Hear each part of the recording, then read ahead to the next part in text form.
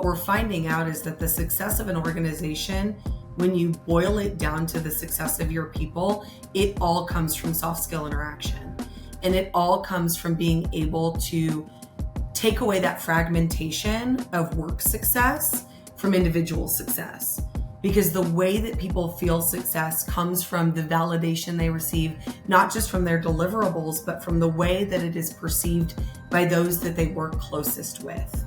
So if your work product isn't perceived well, even though it may be the best solution for that given situation, if you don't think that it's perceived well, or if it doesn't land well or causes harm in certain situations, that's going to be a bigger impact on how you self-actualize your success.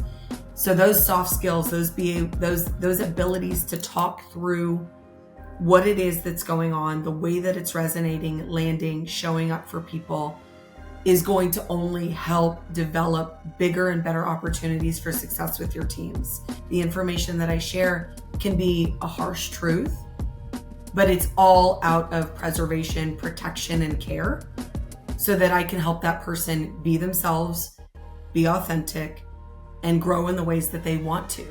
What I place on them, not important. All right, guys, welcome back to a brand new episode of our HR Heroes podcast. I'm incredibly excited because I have Cassandra here with me today. Welcome to the HR Heroes podcast. Thanks for coming. Thank you. Super happy to be here. Man, because we talk about the human element of human resources and why it's so important in business today, I like to be able to take a couple seconds to recognize you as a person and ask a human-centric question. So, How's your heart doing today? It's interesting that you ask that question.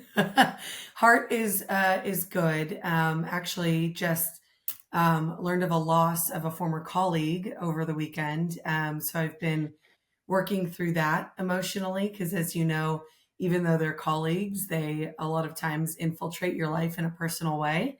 So definitely working to grieve and understand that. But other than that, I'm in a good place. Oh, I'm so sorry to hear about that loss. Life is so interesting because sometimes we have events and experiences that kind of refocus us on what's really important. And it's terrible to say, but sometimes the loss of a friend or a loved one is something that kind of help us focus on kind of what's really important. Yep. And so my heart goes out to you today for having to deal with that. I'm so sorry. Thank you. I appreciate that. So one of the things that we do in the episode is I'd like to tie our last guest together with you by having them pose a question for you. Okay. So their question was, how important do you feel like fun and play are in the workplace?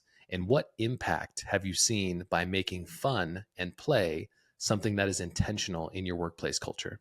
Yeah, I think that play sparks innovation. And I think that fun engages people in a different way to help them really understand the way that we all work and interact in nuanced ways. Because what one person enjoys, another person might not find as fun. So it's really interesting that you bring up play, because as I've worked with a lot of my different teams on ways to be innovative around what I call, infusing joy into the work, is finding those things that speak to each of the different team members that I'm working with. One of the things that we're doing on my team right now is we've talked a lot about our house plants. I personally do not have a green thumb. But it brings them joy to talk about their plants and the types of plants and the things they do to nourish their homes. And so that's just a very small little thing that we started to talk about that really brings joy to them. And so I think it's really important that you spark joy, because you want people to know more about how other people think and how other people operate, what makes them happy, because that'll then influence how you work with them and communicate with them on projects and on work-based communication things as well. I feel like this is an interesting topic of discussion to kind of rip on, because I think about the integration, if you will, of work and life today. And a lot of people talk about work-life balance, but I like to kind of reframe it as work-life integration. And when we think about our outside lives, being at home, the things we do in our personal time, being able to spend time in the garden and have that green thumb if you're blessed with that, that all translates into how we show up as work as well. And so how do you kind of think about that dichotomy of people who say work and life are separate? Because it seems like today those lines have gotten incredibly blurred, and especially when we're trying to innovate by bringing joy into the workplace. Sometimes we have to take that lived experience and bring it into our work lives as well. Yeah, I don't think you can holistically be happy at work if you're not thinking about who you are as a human. The elements of joy and the elements of satisfaction come from that holistic approach to balance in your life. And I don't think it's any more balancing what I do outside of work and what I do inside of work. It's really starting to think about, like, holistically as a human, am I in touch with the things that bring me satisfaction, both at home, in the workspace, in other environments? Because you also start to see yourself as you go out in social environments thinking about work and thinking about what's going on in your work life. And so we all have to think about that in a lot of different ways. And I think the increased use of social media and the way that that ties us to work and the way that that ties us to following our workplaces on Instagram or on X or in these different spheres ties us right back in. So it's always with us now. Whereas opposed, like, you used to be able to come home, close the garage door or the front door, and be done with your workday. That doesn't happen anymore. So we have to think about that from a balance perspective when we're taking the human holistic approach to our satisfaction as people. What do you think about kind of the satisfaction element of social media and the role it plays in our lives today? Because the time of our last conversation, the announcement came out that said TikTok might be banned in the United Mhm. States. And social media from that lens gets a whole bunch of negative, I would say, connotations and insights. But like you said, it's kind of an interweaved part of our society today in our own personal lives, which means our work lives as well. So how do you kind of think about the role of social media and the impacts that it's got on our society and lives in general? Yeah, it's hard for me. I have a love-hate relationship with social media, and I think there's so much value in the access that it gives us to information, to people, to connectivity, and I think there's a lot of value in that. What I think we have to be really aware of is the way that it impacts the way we behave with one another and the way that it can, in a lot of cases, dehumanize our approach to the way that we talk, the way that we empathetically connect, because we think that these screens are protections and they're not. In a lot of ways, we end up like with terms like keyboard warriors and trolls and all of these negative things because we think we're protected, but we're truly not. The emotional toll that social media takes can be very detrimental to a person's health. It can also be very detrimental to the way they are at work, thinking about all of the different mechanisms of control and the mechanisms of review that we're constantly under and being scrutinized against. And to see that that could potentially be showcased in social media or in other platforms that we can never erase and we can never move back from, I think plays a huge role in how we choose to use social media, both at work and in our normal day-to-day lives. Yeah, I think it's really interesting from the fact that you're a talent acquisition leader. When you think about kind of our digital footprint, this is an interesting concept that I've been kind of riffing with over the years. Everything that you put out onto social media is there forever. It's your Mm. digital footprint. And I feel like we don't really truly understand the ramifications of putting out tweets on X or saying things on social media because we think that that world is completely separate from our work life. But now our employers have the ability to go back and look at you as an entire human, Mhm. including your digital footprint. And I feel like that's going to get a lot of people in trouble. I'm not sure if you ever kind of think about your digital footprint and the things that you put out there into the world because you never know, you could run for president someday, and Right. then somebody could dig up something that you posted on a day talking about something and it can be used against you. And so I feel like that mindset is something that really a lot more people need to start paying attention to. And it's just such a sad time to see that we have so many keyboard warriors who want to slander others and tear other Right. people down. It's just a Right. weird time to be in society. Yeah, it's so funny that we could use this tool to uplift and empower and to connect and to do beautiful things, but we all know that the tools put in the wrong hands are always going to be used in the wrong way. And it's funny, I used to say, I'm going to run for president one day. When I'm of age, I'm going to run for president. So it's funny that you said that because it's very true. And I think as I was brought up in the generation that first got to kind of experiment with social media, we all made a lot of mistakes. We all said a lot of things out of naivety and out of just like a lack of awareness of what it really meant and what it was really going to do over time and how it would impact our images. And I think that if there were a reset button and we were aware, what you see on social media now would be very different. And I think that as much as we talk about it and make people aware of what it can do from an impact perspective, I still think there's this belief that because it is our right and our freedom to have these capabilities to express ourselves in protected speech, that we don't always think it's fair that there are ramifications for those behaviors.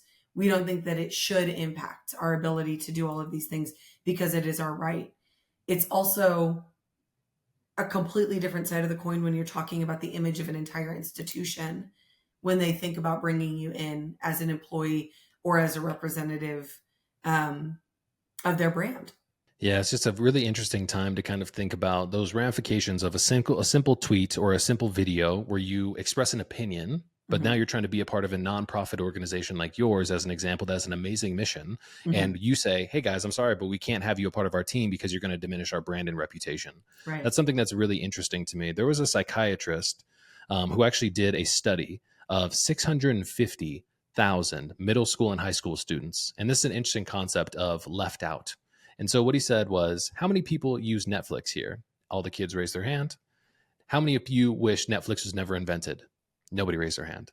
How many of you use TikTok and Instagram? Everybody raised their hand. How many of you wish that that platform wasn't invented? Everybody raised their hand. And he said, why do you continue to use these platforms? He said, a lot of the articulated ideas who came from these students was, if I'm not on the platform, then somebody else is going to be, and I'm going to be missing out. And it's almost like an interesting, I would say, concept of FOMO, which I dealt with a lot when I was in my young 20s, of fear of missing out. And I feel like there's some social pressures that kind of happen around us that kind of keep us on these platforms, although we kind of intuitively and subconsciously recognize that they're corrosive for our overall mental health and well-being. It's just so interesting to kind of see how this technology that came up in our generations is now such a pivotal part that people feel like they can't leave it alone because of the ramifications of not being able to be a part of the circle or the conversation. Absolutely. When I was getting my master's degree in communication studies, I did a study based on what we used to kind of frame as what fitness looked like according to social media, because I'm really heavily involved in the fitness world. And I really think that it's interesting to look at the balance of what actually constitutes a fit and healthy person, and then what we view as fit and healthy. And in that, I did a lot of same conversations around, why do you post on social media? And it used to be, you know, honestly, if my post doesn't get a certain amount of likes or comments or reactions, I delete it because it's not reaffirming. It's not it's not self fulfilling for me to keep content that's not getting the response that I'm hoping for by doing this. So the images that they were curating, the situations that they were putting themselves in, were just to drive interaction and just to drive response, which they found to be the method of self-fulfillment. And I was like, shouldn't the fulfillment be your fitness, right? Shouldn't it be that you are now healthier than you were 6 months ago? Not necessarily the showcasing of your transformation. So anyway, I could go on about that for a long time. No, I mean, I love this conversation because I have gone through my for a own long time. personal journey when it comes to fitness. When I was in college, I got hurt my freshman year playing baseball and lost my identity. I gained like 75, 80 pounds. So I was like 3 bills.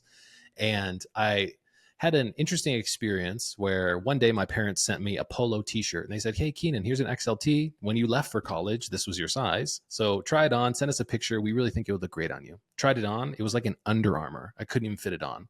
So I went through my whole transformation journey where one of my roommates, when I moved to Las Vegas, said, hey, Keenan, let's go to the gym every single day this year, January 1 of 2013. And I said, okay. And I built up this repetition and this habit of going to the gym. Now I feel completely out of whack when I don't have the opportunity to just go exercise. And so I've built this healthy habit that as a lagging indicator made me fit. Yeah. And my personal journey in itself was just about me showing up and doing the work that I need to do to feel like my best self. Yes. And I've gone through those phases of trying to say, should I post my journey on Instagram? Should I post the pictures of me flexing in the gym? But for some reason, that just doesn't feel like it's connected with my true sense of being. Yeah. And it's just a very interesting dichotomy that we look to social media platforms for that validation that Hmm. we don't get from around our personal circles of support. And maybe that's because our society's gotten so independent and isolated that we now look to these little devices for that encouragement that we wish we once had. It's just Yes. very interesting. Because it's not common that day in and day out when you're in the gym, someone walks up and double taps you on the back and says, "Good job. I like that." Like, you know, exclamation point, great, all of those types of things. We don't do that naturally, but I guarantee somebody's watching you in the gym that may eventually follow you. And if you posted something, they would like it, comment it, etc., but won't walk up and say it to your face. And so the validation only comes because they're like, well, nobody's going to see this if I don't post it. So, like I said, Yeah, that's a man. whole nother conversation Yeah, no, I totally agree. Let's that we could repivot have back to for yeah. hours. So, yeah. Let's repivot back to satisfaction. So I know early in your journey that you had a broadcast journalism pursuit. You wanted to be a political correspondent, but you realized that that wasn't going to satisfy you because you are a heavily empathetic individual. So Yeah. let's kind of tell that story to the audience and kind of how it brought you into the world of HR.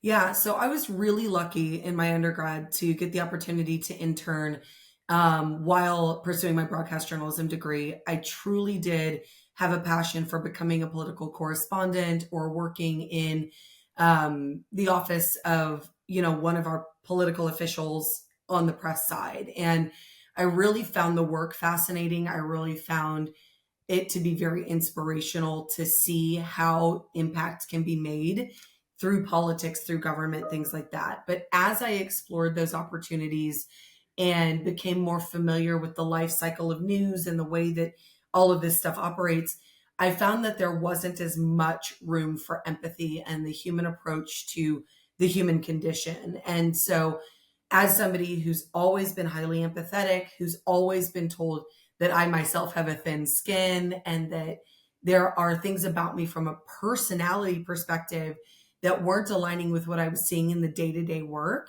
I just decided to pivot my career. Unfortunately, I was trying to pivot it in 2009, where job opportunities were not robust, and especially things that weren't aligned with my direct degree.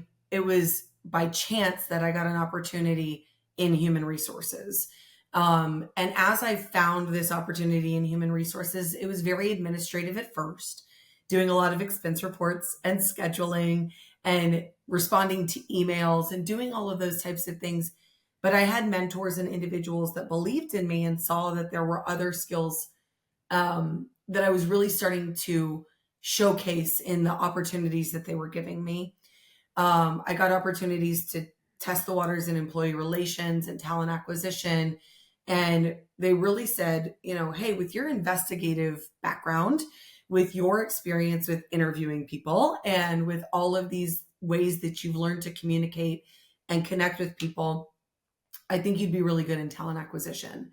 And so I kind of got trained and developed in that area to figure out how to utilize all of the communication skills that I had and my empathetic nature to be really good at connecting with people about what it is that they wanted, not just candidates from a job perspective, but with leaders from a candidate perspective, and tie those things together to say, not only do I think this person has the skills, but I think that this is a good match from a career perspective for the individual and for the organization.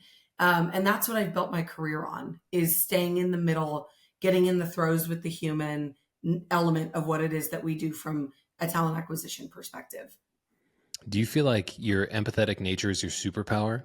The only reason I bring that up is because when I hear people say that empathy in itself and having thin skin is a disadvantage, I would disagree, because my girlfriend is incredibly empathetic and she's always had some trials and tribulations about how much she feels her emotions and how she empathizes for other people.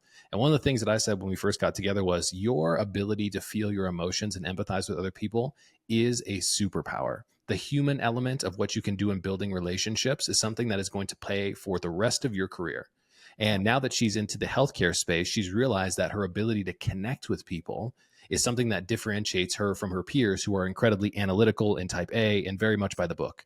And so I want to kind of give you a nod by saying, I think you have a superpower of being empathetic, but I want to know what the early experiences of your life were like when someone said that being empathetic, having thin skin wasn't something that was it advantageous to your career growth.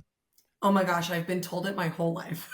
So I've been told that my thin skin and my empathy will get in the way of my progress. And I will say that there have been situations where I can see why people say that and why people think it.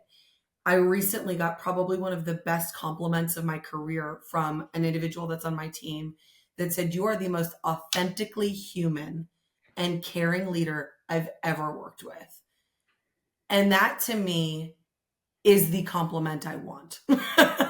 That is what I want to hear at the end of the day, because that means that the way that I am communicating and the way that I'm showing up for my team is in a way that is true to who I am, which is all you can ever ask for.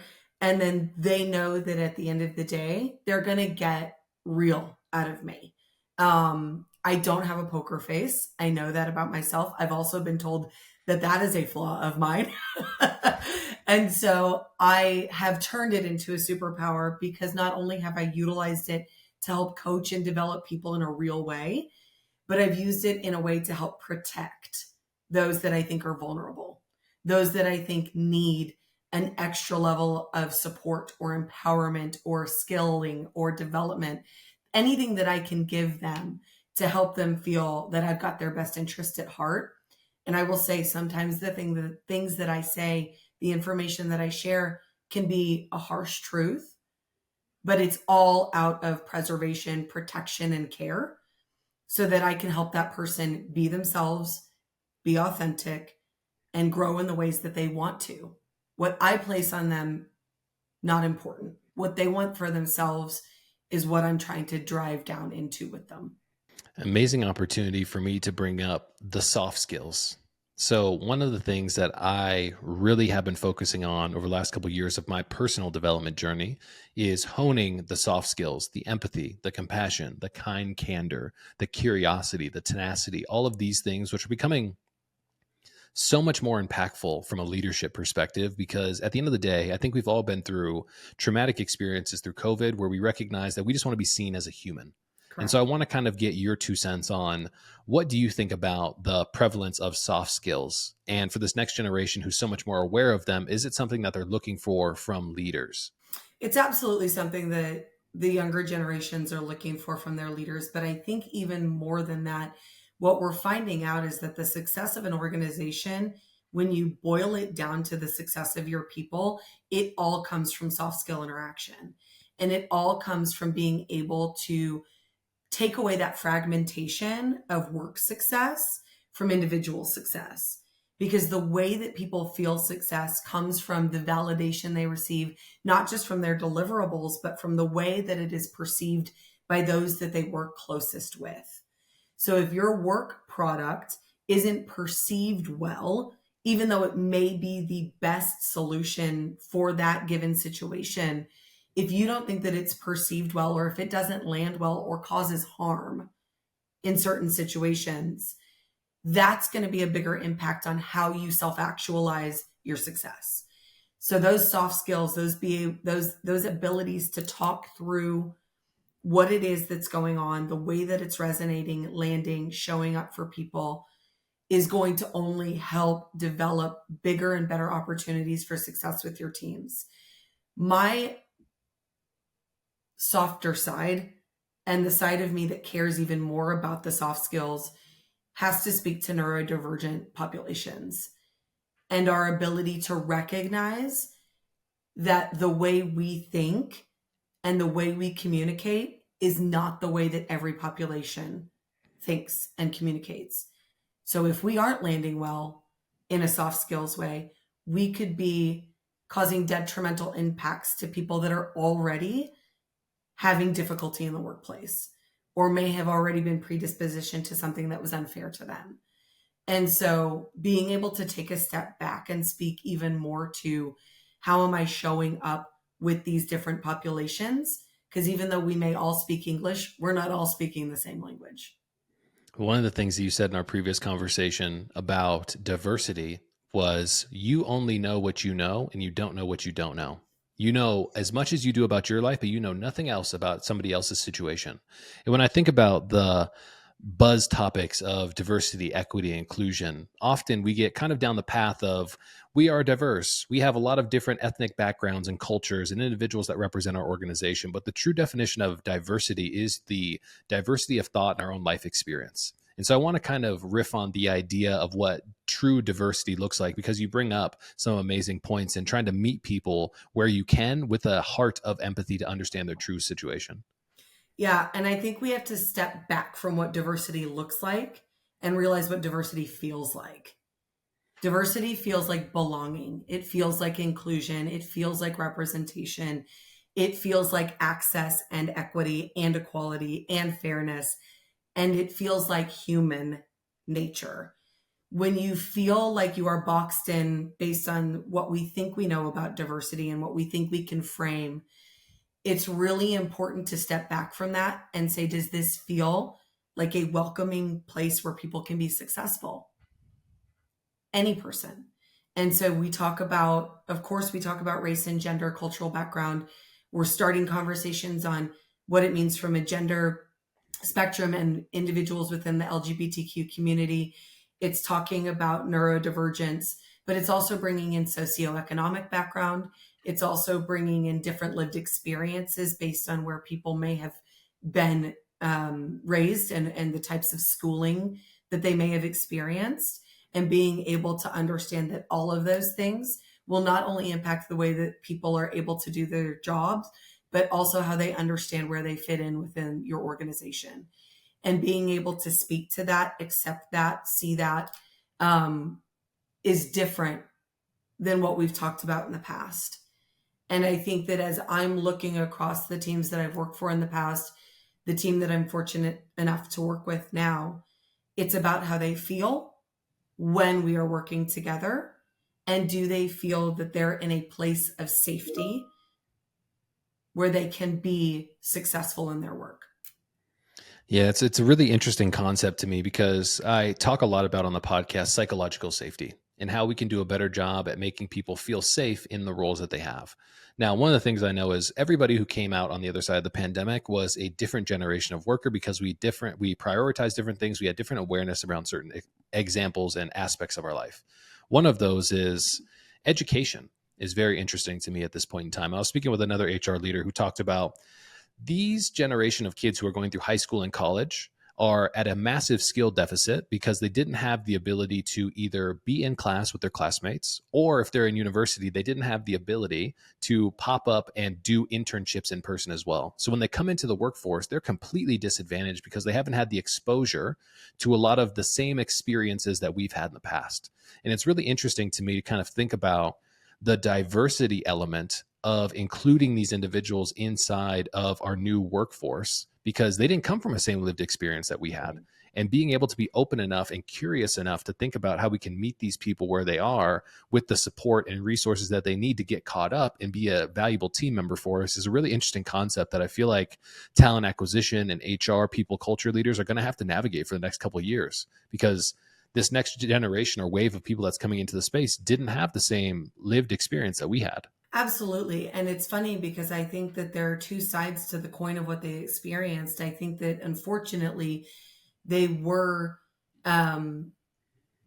able to have the same human interactions and have the same capabilities to really be in touch with people human to human for a long time. And I think that that absolutely has impacts not only on how people treat one another, but how they're able to conduct themselves in difficult situations when they're in a face-to-face conversation. But what I do think that it helps them with is it helps them to understand that at any point in time, your situation can change. You can go from being in class every day to having to navigate how to be successful in a virtual classroom overnight. You can also then be told, okay, we're going back to the classroom. Okay, no, we're not. Okay, we're right. And all of these shifting mindsets about what's happening, and having to watch the science and having to watch everything that people are saying about what's going on, and then being forced into different directions based on what is being dictated in that current moment. And so they may not seemingly be person to person agile because they didn't have to be, but they've had to be situation to situation agile. And that's something that you can help position for them and help give them some reflection on so that they can use that as what may have been something that people said was not so great about them as their future superpower. So as somebody who was told not to be so empathetic and thin-skinned, to then talking to them about, hey, you've had to be really agile in these situations. Let's apply that to your human approach. Let's apply that to the skills that you're learning to build, because every organization knows that the only constant in their organization is change. So I think it's really important for us to think about that.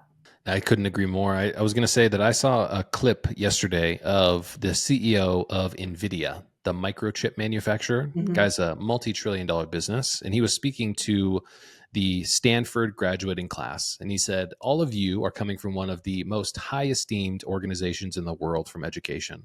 You guys are incredible because you guys are a top % of your class. You have incredible expectations about what you're going to be able to accomplish in your lives. But guess what?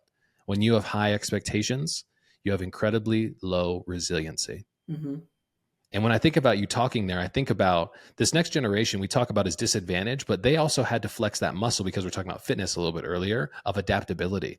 Correct. And how resilient do you become when you're forced into situations that you have to adapt and change and mold yourself to be able to meet the needs of how you can accomplish your goals? And that's something that, transparently, I haven't really thought about too much until you kind of brought it up there. But that need for agility and forced adaptation is going to be something that they're going to be able to lean on as their superpower moving forward, which I feel like is absolutely brilliant. But the other side of something that we talked about previously was how AI is starting to make an impact in talent acquisition and HR and business in general. One of the things I think we can riff on for a second is AI might be an amazing tool, a technology that we've never seen before, but it's never going to be able to replace the human element of being able to read between the lines and look at that lived experience. So let's kind of talk about your perspective of AI and the future role in HR and talent acquisition. Yeah, I think it's really interesting because I think that AI and the mechanisms that we are starting, or the lenses with which we're starting to review AI and how it's impacting our work, I think it's really important to understand where AI can be successful, but also understand that everything we do still has a human element. And the only way for us to be really successful is for us to take the time to assess where AI works, where it doesn't impact the human interaction, and it doesn't make people feel missed or misguided or ignored. When you have AI tools reviewing resumes and or feeding into your systems when it comes to your decision making, we need to take the time to test it and slow down and look at it from a human lens and course correct when we catch problems. There are people currently telling me every day, my resume got screened really quickly. Are you using AI? And in some situations, I guarantee there are organizations that are having to say yes to that question. And at this time, my team is not using AI to screen resumes because we know that, especially in an organization like NRDC, where we are very, very specific for certain roles, where the positions are very niche, we use jargon. We use words that are very specific to our organization or to our studies or to the areas of science that we're familiar with, that if we were to use AI, could disenfranchise and could automatically eliminate candidates that could be a great fit for the position simply because they're not using the same words.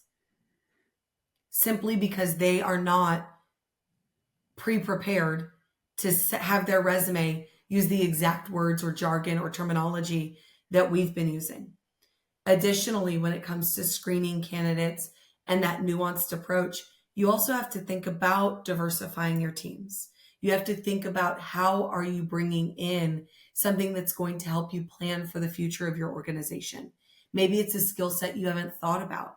Maybe it's an experience that you want to have that you didn't put in your job description or didn't put into what it is that your team is currently doing, because it's something that you're going to be doing in 6 months, a year, 3 years from now. How great would it be to bring in somebody with that experience, with that knowledge, with that framework that can help you deliver on something in a more impactful way? You said that to me last time we were talking. You said, Keenan, you shouldn't be hiring for today or 6 months from now, but for a year from now. And as I was kind of thinking, and I would say mulling on that statement, I was thinking about an interview that I saw with Jeff Bezos, who was like, my executive team is working on things that we are going to implement 5 years from now. And I was thinking about how you made that simple but nuanced connection towards kind of future proofing your organization. When we think about the tools of today, often we get focused at looking at our feet instead of looking at the path that we're going down. And if we over index for the tools like AI that are hiring for just today, then we're not going to be able to have the right talent in the seats to help us grow and be sustainable in the future.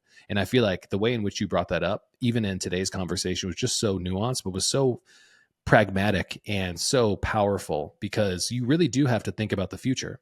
Yep. And as we think about kind of this next generation who's coming into the space, AI in itself is a topic of discussion that these kids and young individuals are being exposed to every single day. And we need to be able to think about the correct position that it sits inside of our organizations, rather than being a screening tool, but an accelerator to help us do the work that we're looking for, which I feel like is so powerful.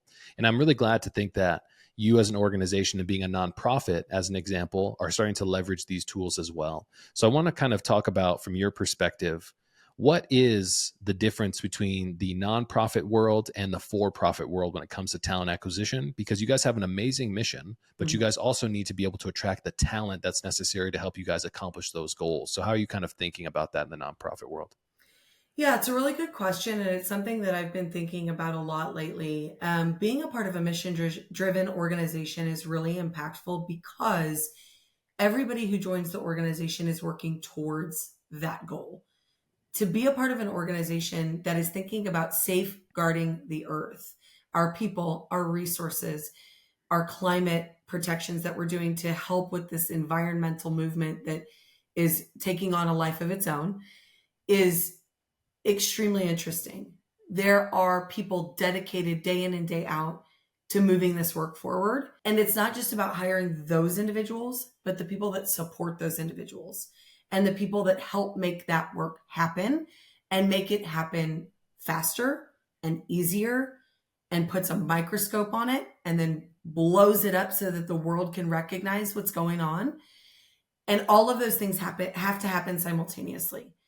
And so, having worked for-profit organizations and understanding the mission that they are after, which is not only just about growth and revenue and all of those things, but making sure that the mission critical elements of their organization are really at the forefront of how they attract talent, we have to do the same thing at NRDC, right? We have to do the same thing to say that at the end of the day, it doesn't matter if we're hiring people into accounting and finance, hiring people into our litigation and or advocacy teams, or all the way over into nature and environmental health. We really have to circle back on, how is this talent bringing the work to life, so that the things that we want to do, the things that we are fundraising for, really get the attention that they need and are being done in the right way. That the science is being brought back to the science, that the legal work is being brought back to be rooted in law and rooted in ethics and rooted in equity, and then also simultaneously making sure that it's being done in this robust way that brings the work to life and moves it forward faster than climate change is moving. So it's a lot of things to think about when you talk to talent. I mean, when you say that, naturally I think about strategy versus transactionality. Yep. Right. When we think about talent acquisition, it's what's hired for this position. But when you're thinking about it from the top down, you need to understand the goals and the initiatives of the entire organization and be a strategic partner, which I think in our last conversation, you had mentioned that, talent acquisition HR is almost being looked at as a consultant. This is our mission. This is our goal. What pieces do we need to accelerate our ability to get there faster? And I feel like that in itself is just like an amazing opportunity for us to continue to lean on in the future of what talent acquisition and HR looks like for our organizations. Not transactional, not just a business department, but more so a strategic partner who has a seat at the table, who helps us get things done and get there quicker. Because like you said, when we're racing climate change, we need to move fast, and we need the Yeah. right people at the table who can help us get us there faster. So as we kind of close here today, what do you think the future of talent acquisition looks like in an organization like yours that has such an amazing mission to help us combat all of the environmental issues that we're dealing with? Yeah, I think talent acquisition in every organization needs to be a strategic thought partner. It's not just about the way that we attract new talent, it's about the way that we utilize and mobilize our current talent. It's the way that we skill develop and we workforce plan. If talent acquisition isn't involved in succession planning conversations, if we don't have a seat at the table when you're building out your workforce strategy, when you're talking through location strategy, where things like market dynamics and all of the different institutional things that we need to be aware of are being discussed, how are we expected to deliver in a fast way, in a meaningful way, and be able to really resonate with what it is you're trying to accomplish? We want to be there, to be proactively involved, and we want to be there to be able to say, here's what we think we can accomplish, and here's what we think we can do. What are we missing? What's keeping you up at night? How can we continue to skill and tool ourselves so that the delivery portion of what we do is more meaningful? Strategic thought partners and consultative approaches to this work is the future of talent acquisition. And I'm really excited to see how organizations start to think about that as HR is being brought more and more into the fold of the future organizational strategy. I mean, I couldn't agree with you more. At the end of the day, the business in itself does not run without the people. The people drive the results. Mm-hmm. The people are the thing that is the superpower of the organization. I was talking to an individual the other day, and he said, Keenan, my CEO told me something. He said, our most valuable asset leaves every Friday, and we hope that they come back every Monday. Although we're a technology company and we invest millions and millions of dollars into tech, the most valuable asset we have is the people, and they give us the results. And I feel like that's an amazing place for us to kind of wrap on today as a reminder to everybody that the people are the superpower of the organization. They'll continue to push us forward. Right people, right seats, right results, big success. So I just want to say thank you so much for coming on the show. It was an absolutely amazing time to be able to spend time with you and share your story, learn a little bit more about your fitness passion, which I was not expecting in today's conversation. As we kind of wrap here, I want to give you the opportunity to pose a question to our next guest. So what do you got? Yeah, so it actually stems off of what I was just talking about. So I'd love to know what challenges leaders are facing in properly mobilizing and optimizing their current talent. We've seen a lot of layoffs lately. We've seen a lot of reductions in force across certain industries. And a lot of the organizations are saying we're looking for the right skills, the right talent. We're reutilizing this headcount to attract those types of people. Why aren't they doing that with their current population? Why aren't they skilling and tooling? What is the challenge to that? And is it like something that a lot of organizations are facing as they want to work on retention? How are they making sure that they're utilizing the talent they have first before going through potential layoffs and rifts to get the right tools in the toolbox, so to speak? I love that.